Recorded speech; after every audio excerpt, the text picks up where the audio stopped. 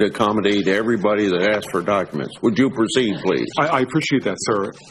And sir, the very section of the process that you read points out the absurdity of the process. And that's what's deeply frustrating to me and deeply disappointing. The process you read, you invite the committee members to submit to me by noon on August 28th a list of document control numbers specifically identifying the committee confidential documents or documents publicly released with redactions that the members wish to use in the hearing, so long as it's a reasonable request, so no guarantee that we'll be able to use them, but to submit the ones we want to ask questions about. And then you'll go back to President Trump, go back to President Bush for review. Now, I see that plainly. Remember, sir, if I can just finish my point, we had a number of those documents released to us the night before, and to think that we could somehow ask you about the documents, reveal to you what questions we wanted to ask, and then it's not even your determination. It goes back to Bill Burke, who is then making a determination about documents. Now, the specific document that I brought up is a great illustration of the absurdity of the process. I brought up a document entitled Racial Profiling. And by the way, I asked the candidate about his views today about that issue. It's a controversial issue. And that document actually does reveal his thinking about that issue at the time. And the fact that there is nothing in that document that's personal information, there's nothing national security related, the fact that it was labeled as committee confidential exposes that this process, sir, is a bit of a sham. That we are now, this has never been done before, we're holding back, not only holding back documents labeling committee confidential, but not even giving us the time to review those documents. In addition to that, this is just the tip of the iceberg of all the documents that will continue to be released, I assume, up until the time that we have a vote on the Senate floor and beyond that. I'm sure you can understand, sir, how it puts all of us in a very difficult situation when it's not you.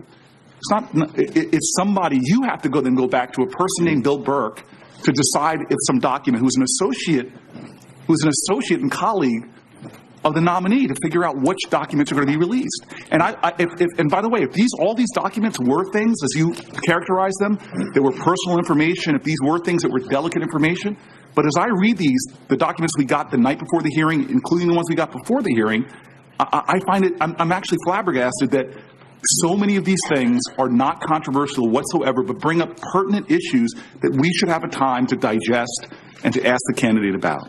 Okay. Mr. Chairman? I think, I'll call on you, but I think I ought to respond to the senator. I'd like to respond at least on 2 points. One, the word sham. Senator Leahy, chairman of the committee, accepted documents committee confidential. During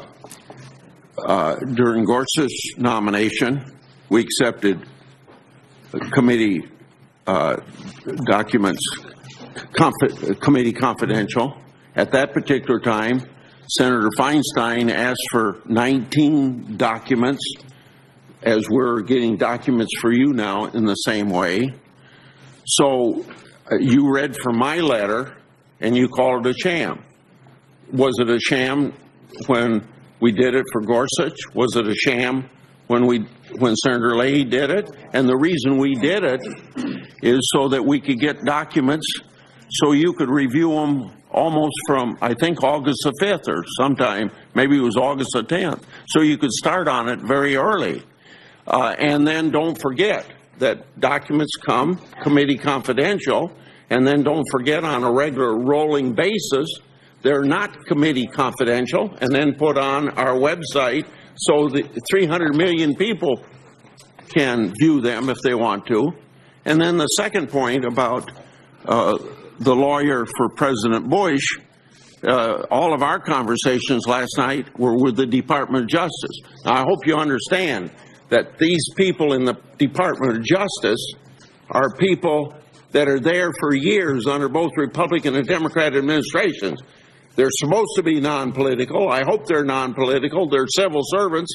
We ought to respect their judgment as they try to take care of the privacy of people by redacting late into the night Social Security numbers, phone numbers, cell numbers, and all those sorts of things. Senator, and then we also have Senator Whitehouse, but I want to go and let him comment. Senator Grassley, may I be recognized after Senator Whitehouse? Yes. Mr. Chairman, thank you. I was disappointed to see last night that some of our colleagues are unwilling or unable to conduct themselves in this hearing with regular order and in accordance with the rules of the committee and the rules of the Senate. I know last night some of our colleagues even tried to cross-examine the nominee about documents but refused to let him even read them. Members of the Senate and members of Congress generally are privy to sensitive information, including classified information on occasion, and we're expected to protect that information for all of the obvious reasons, and it's inappropriate to raise these in an open session before the committee. And I think our colleagues understand that, but nevertheless decided to go ahead anyway. So I just think it's important that we remind one another that there are clear rules about the discussion of confidential material and that there can be consequences to the violations of those rules. And this idea that somehow President Bush, when his lawyer and the president decide that information represents legal advice or other protected information that was given to the president during the time he was president of the United States, and that somehow he is unable to make a claim of privilege, or that once the claim is made in consultation with his private lawyer that would be not respected by the Senate, is outrageous. And so I thought we were doing pretty well yesterday, but things went off the rails, it looks like, last night. And I hope we will return to a hearing process that respects the rules of the Senate and that treats each other, and particularly the nominee, with the civility that he and this process is entitled to. And I'd encourage our colleagues to avoid the temptation to either violate the Senate rules or to treat the witness unfairly by cross-examining him about a document and refusing to show it to him, and violating the confidentiality of some of these documents as requested by President Bush in consultation with his private lawyer. Sir, may I respond, because it was directly invoking. May I respond, sir? No Senate rule accounts for Bill Burke's partisan review of the documents. No Senate rule and no history of the Senate accounts for what is going on right now. That was following this archives, this partisan operative, following his involvement in this process that I think, in my opinion, undermined the process. And the idea that we could somehow go through your lengthy process, and these documents many of these documents are dumped us in the last minute, but to Senator Cornyn actually made a very good point. I knowingly violated the rules that were put forth, and I'm told that the committee confidential rules have knowing consequences. And so, sir, I come from a long line, as all of us do as Americans, and understand what that kind of civil disobedience is, and I understand the consequences. So I am right now, before your process is finished, I'm going to release the email about racial profiling, and I understand that the penalty comes with potential ousting from the Senate.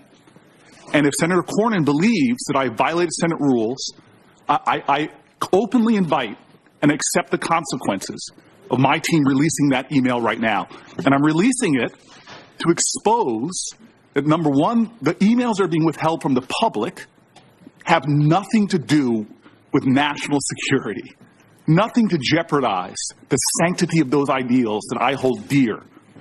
Instead, what I'm releasing this document right now to show, sir, is that we have a process here for a person, the highest office in the land, for a lifetime appointment.